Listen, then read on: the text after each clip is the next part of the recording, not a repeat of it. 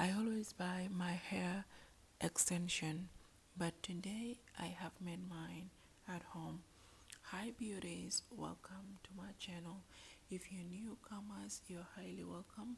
If you love more hairstyle tutorials, please hit the subscribe button for more videos. Whenever I upload a video, you will be notified. So for this hairstyle, for this extension, I use Brazilian wool and cut it to the level that I want, and grab a broomstick and roll the hair on the broomstick as you have seen at the beginning of the video. And then I went on, dipped it in hot water and put it outside to dry. After it dried, I went in to put my crochet in.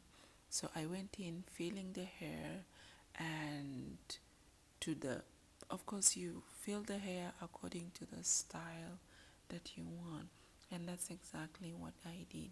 So please rate for me this hairstyle and let me know how you feel about this.